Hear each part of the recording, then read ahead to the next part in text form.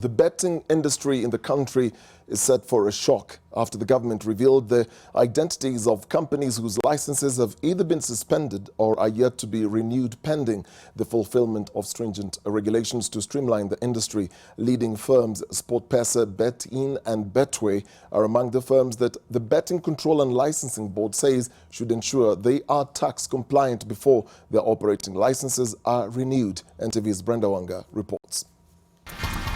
The clampdown on the betting and gambling industry in the country is gathering steam, and now the biggest player in the multi-billion industry are staring at an uncertain future. Let me not lie, some of you will be out of this business soon. Early last week, the government made good its threat and either deferred or cancelled the licenses of 27 companies. Amongst those in the government's crosshairs are the giants SportPesa, BetIn and Betway, who together control at least 85% of the market.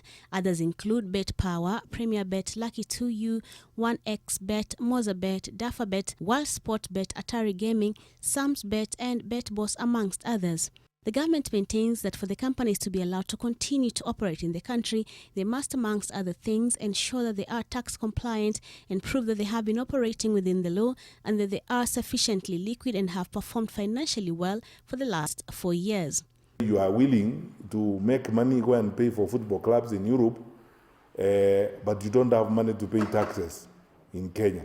The industry, which cumulatively made 204 billion shillings last year, remitted only 4 billion shillings to the taxman. Now the government wants them to pay tax arrears of 26 billion shillings to KRA. We all must obey the law, and we all must live by the law. So the era of cutting corners, is gone. The government's renewed efforts in taming what it says are rogue operators in the industry goes beyond the tax issues. The government has insisted that it is also looking after the moral well-being of the country's youth. A report by the Betting Control and Licensing Board after vetting the betting, gambling and lottery firms indicate that over 500,000 of the country's youth blacklisted by the Credit Reference Bureau landed on that list because they borrowed to finance their betting and gambling habits. The government now wants to regulate this.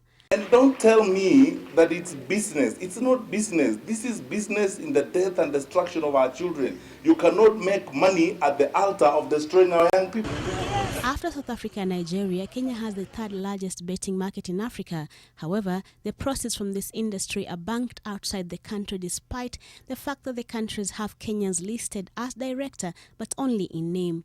Investigations have indicated that a good percentage of the said Kenyan directors do not own shares in the companies. Sources have indicated that this renewed push to clean up the betting industry has the blessings from the presidency. Brenda Wanga, NTV.